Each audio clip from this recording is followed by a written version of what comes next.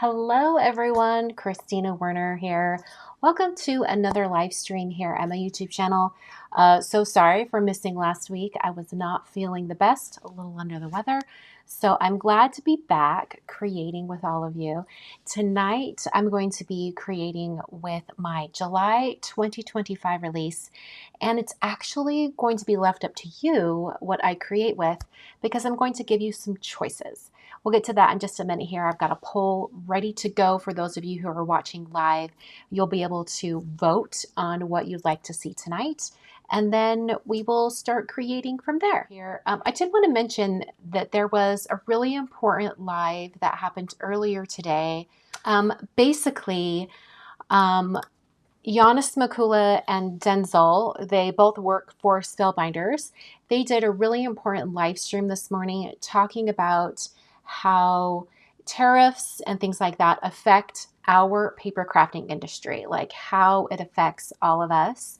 And if there's anything we can do to alleviate some of that burden that has to be passed on to the customers. So, not political at all. We're talking policy, the crafting community. I mean, this is something that I did not know until this live stream, but years ago, Spellbinders, along with some other crafting companies, went to Washington, D.C., and they helped bring about an exemption for the crafting community for tariffs that were imposed on large die cutting machines, like large die cutting or things like that, like stuff for like printing presses, like really big stuff.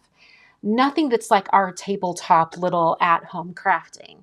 So they went to their congressman and they were kind of like, hey, this tariff that is applied to these really large machinery parts is being applied to our industry. But really, it doesn't apply because what we do with it is quite different. So they were able to get those exceptions put into place. And so the crafting community as a whole has benefited from that because it shows up in the bottom dollar, what you pay when you purchase product. So they're hoping to do that again and get our congressman involved. And anyway, so today's live stream was very informative. So I'm going to put this link over in the chat. So you can check that out if you'd like.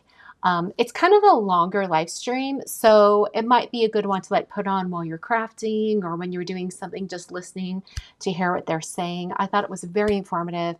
Denzel also answered questions like, why isn't the paper crafting community manufacturing dies in the United States? There are multitudes of reasons why that is not possible, why currently we are not doing that, and just, you know, stuff that affects all of us. We don't want to think about it because we just want to be creative and whatnot. But sometimes this stuff you have to think about. So anyway, just wanted to let you guys know about that. That was a really informative live stream. I like saw all of it except for maybe the last 10 to 15 minutes. So I went back later and watched it and finished up watching it. But anyway, okay. So tonight I'm going to be playing with my July 2025 release, just like I mentioned. And you guys are going to vote on what you would like to see. So let's look at the options. Okay, so here are some options. I've got 3 options for you. In fact, you know what? I'll put them in the order they're in the poll, and I'll go ahead and put the poll up. Well, first let me say talk about what I'm going to do. What I make tonight will not look exactly like this. I thought I would just change up the colors, but it would basically be about the same. This card, the colors for these little dudes probably won't change, except maybe I might do a different cup color for the mug. But other than that, most everything will change. Like I might do a girl card instead of like a boy card for this one, whatever. Okay, so your choices are Breakfast Buddies. This is a really fun bundle where everything is stamped and nothing's like colored. It's really doable. You can make multiples. Little Star or Welcome Baby, it's the baby bundle, or the Splatter texture and more thin frames. I know a lot of you are loving the Splatter texture stuff right now. That's one of the items in the release that is sold out right now, just the stencils. So the bundle of all 3 Splatter texture products is also sold out because they don't have those stencils to put into the bundle, but the stamps and the background stamp are still available. So I thought I would still include it as an option. So here is the poll. I'm putting it up right now. Okay. All right. So we're going to go with this card right here. We're going to do a little, well, a lot of stamping and a little bit of die cutting, kind of a lot of die cutting. We'll see. And let's get going here. Let's change up the colors. You know, I'm kind of feeling maybe like a Wildberry and Plumberry. I'm feeling the berries today. So all of the products that we were choosing from are listed down below in the video description or in the supply list that you guys can check out. Okay. All right. So if you notice in the finished card, we have the splatter texture going all the way around. So the way we're going to achieve that is using the really large border stamp from the Splatter texture stamps. It's this long border stamp right here. It actually, it's the full length of the stamp set. It's like 7 3/4. So here are the Splatter texture stamps. And I think it would be, let's see, should we try to do it in a MISTI? I'm just going to put my cardstock right there.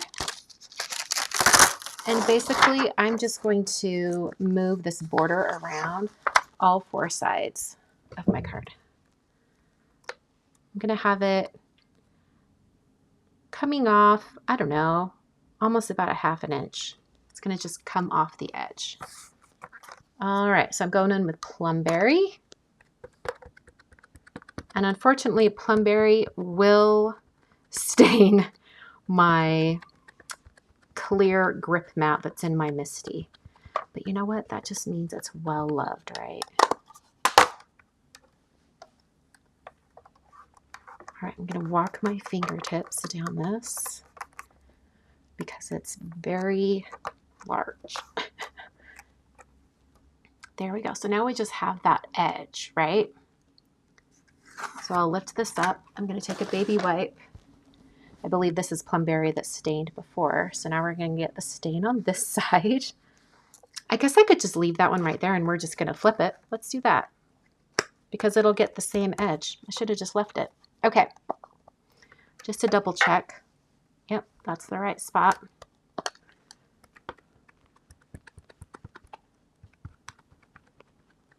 And then we're going to have to get creative to do the short end because it's 7 inches, like the length of this one side.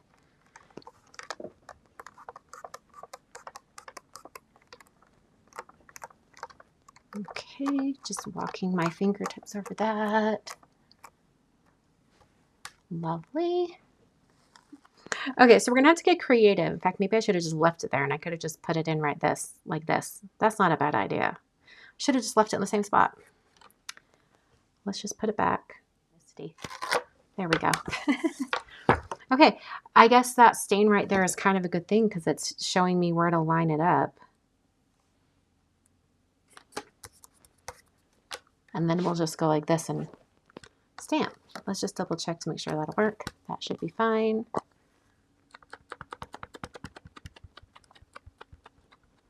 And I don't even have to ink up the full length of the border stamp this time because we're only doing that 5-inch edge.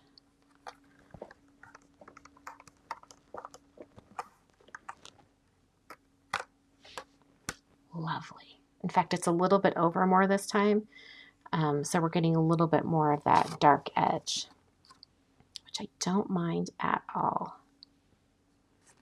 Pulling it over a little further this time so it won't be quite as dark. You can really control how much of the gradient you get just by where you position it.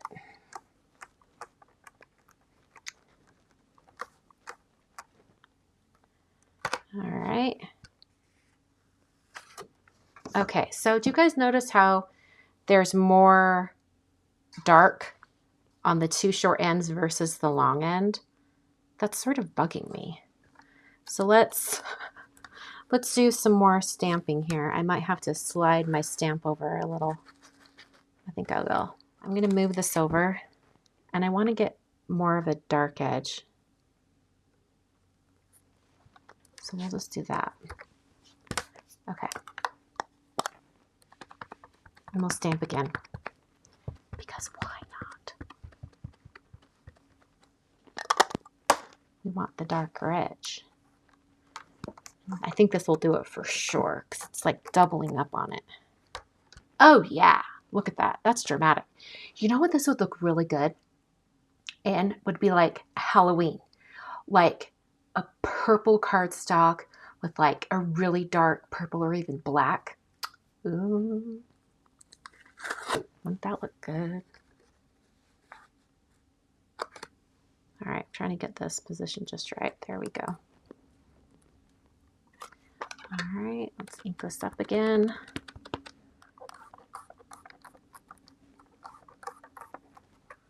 Oh, so much better. I love that dark edge.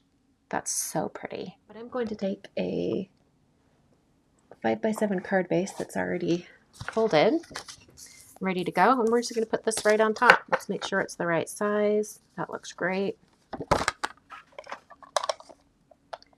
And I'll adhere this down, last. Okay, so here's the front of our card. As a reminder, this is where we're headed. So we're going to do a bunch of die cutting now. Let me grab my dies. So that greeting is from this die set, more thin frames, A2 and A7.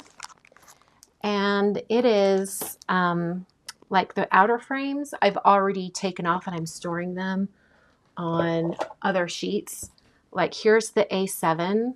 I have this frame is the one that goes right there, but I'm storing it on my sheet with the other thin frames for A7, just so I have them all together in one place. So I actually need that one that I just took off. I need that die. And then we're going to need this one. And I have found, I think in my last live, I also used this die, but I had pre-cut everything. But I discovered when I was playing with this die, when I was making cards for the release, I realized that using a double-sided adhesive sheet on the back of the cardstock as I was cutting it was the way to go. It made it so much easier to adhere everything together. So I just have this like big pack of this, and I actually have a bunch of white cardstock that already has the adhesive. Well, not these two, but like this already has the adhesive on the back. So I'm going to use that to cut all of my pieces. Okay, and I also need some, like a little dish to save all my pieces. So there we go, especially because this, it tends to want to lose the dots on the top of the eye. So I'm going to do kind of like what I did last time. I'm just going to go ahead and adhere this directly down onto the card front. Technically, I guess I should have cut my frame first, but that's okay. We have this as kind of like a guide for where to place things, so it should be fine. All right, so in order to make this a little bit easier on ourselves, what you do is you find, where's some scratch paper? This will work. Go like this, and then you use a piercer tool, and everywhere where I know it's not the actual word itself, I just press down with this little pick, and then I can pull up the die and it leaves all those pieces behind. Pull up the die. Oh no, the greeting itself wants to stick. No, we don't want that. No. My method is backfiring. I must have pressed down the wrong area. Oh no, there we go. Now it's released. Okay. All right. I've got a couple little pieces that didn't stick stick, but that's okay. I could fix it right now. This one is all bent out of shape. So I think I'm actually just going to set it aside, and we'll get one that's not as bent out of shape to go directly down onto the card. Okay. Top of the eye is still there. Okay, this is exactly what I wanted. I wanted it to pull everything. And now I'm going to come to this. Well, first I can take this off because that's not needed. And then I only press down. It's kind of like floating on top right now. And then I just press down the areas that I know are not the actual die cut itself. I'm hoping I didn't get any that I wasn't supposed to this time.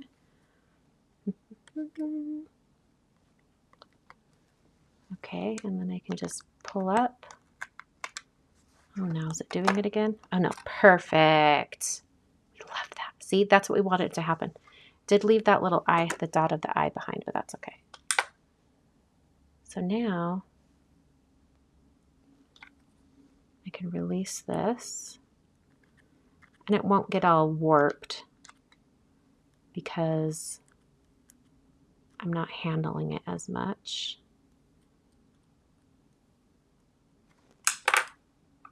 And it'll be more true to its original shape, which is what I want. Okay. All right, so let's eyeball this and make sure that we're getting it in the right spot. About right there. Looks good.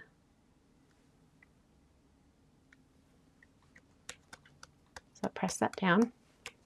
Then I can take the one that I've already cut and just kind of go like word by word and get it adhered down. Sometimes using tweezers helps because you can really like force it to go into a certain spot.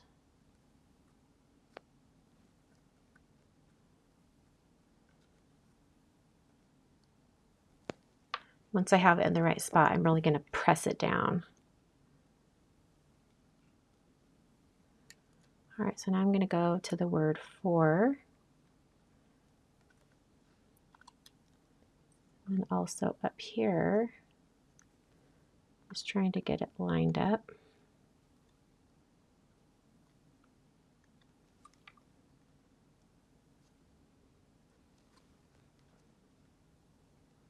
So even though that die cut got really warped when I was pulling it out of the die,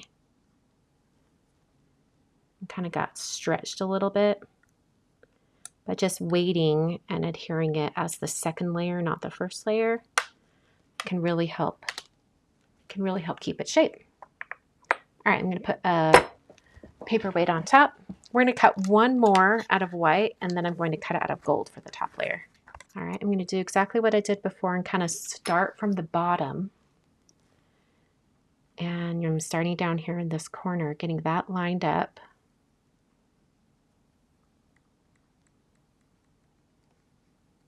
I love how like no mess this application method is, especially for really large, intricate die cuts like this. It makes it so much easier, I'm telling you. Okay, and that'll go in like that. And I've started die cutting all of my gold using the Gina Intri-Cut because I feel like I have a little more precision on the amount of, where'd my Intri-Cut go? Oh, there it is. Pressure. Oh my word, it's so heavy. Okay. So we're going to use that today.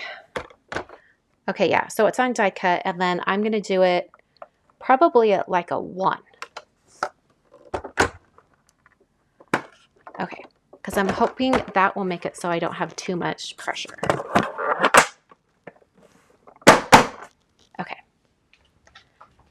Because too much pressure will cause it to have those weird nubs on the gold, which is really annoying. So I'm just, you know, trying to avoid that. All right, let's see how that worked.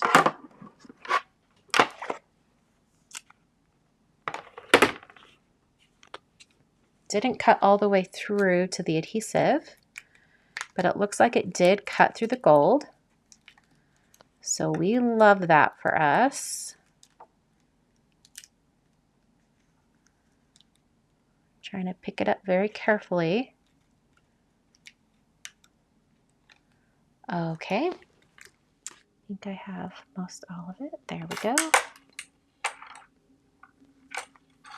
And I'll just, oh my word, that does not want to stay away from me. Okay.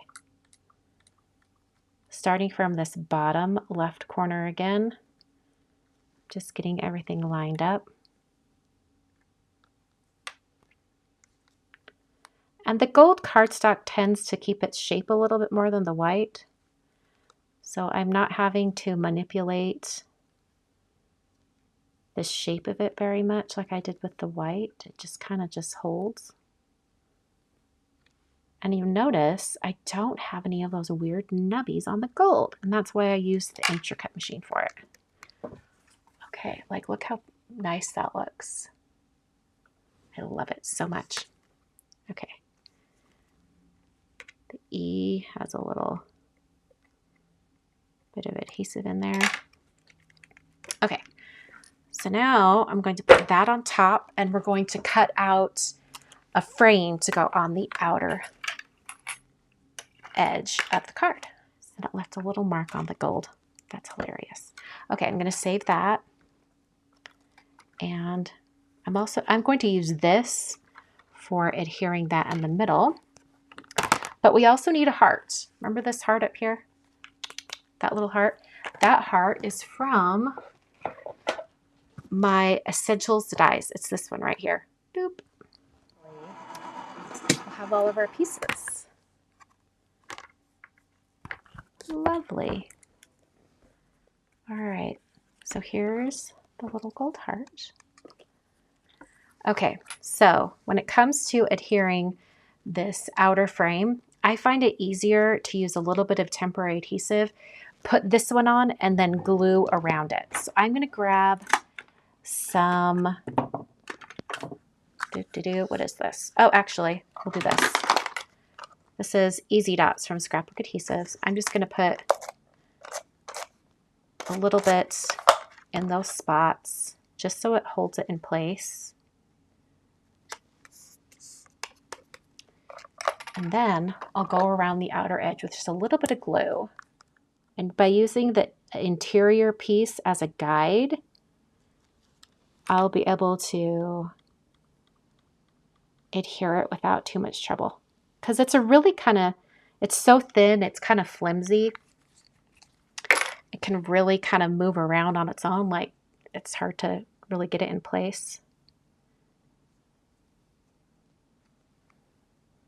I'm kind of like sliding it with my fingernails. And once you kind of have it in the right spot, then you can kind of like peel it back and then lift. Ta-da! Have a little bit of that adhesive, the little removable dots hanging out, but I can just ball that up with my fingertips. Now I have my little frame, and then this is going to go back into my storage pocket with all my little pieces of gold cardstock. All right, we've got this little guy left. He's going to go right there. He just needs to be popped up on some foam adhesive. So I'm grabbing some of this. These are narrow strips from scrapbook.com. All right, and I'll just cut You could also just use foam squares or something like that, but I find it's just as fast just to grab 3 of the narrow strips and not separate them, just use them together here.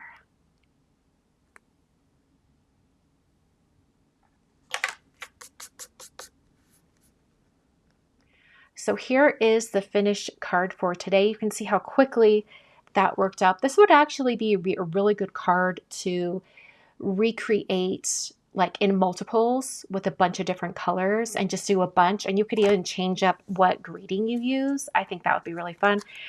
Just because once you have that large border die on your MISTI door, you don't have to move it. You could just do a bunch of cards all at the same time. I think it would go really quick.